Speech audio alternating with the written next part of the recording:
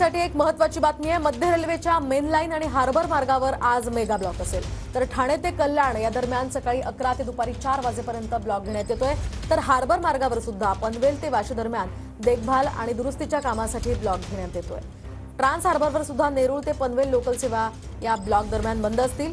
दरम्यान पश्चिम रेल्वे मार्गावर मेगा ब्लॉक नसल्यामुळे प्रवाशांना दिलासा मिळाला।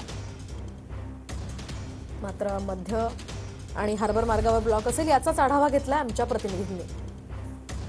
मुंबईच्या मध्य आणि हार्बर रेल्वे मार्गावरती आज मेगा ब्लॉक जो आहे तो रेल्वे प्रशासनाकडून घेण्यात आलेला आहे।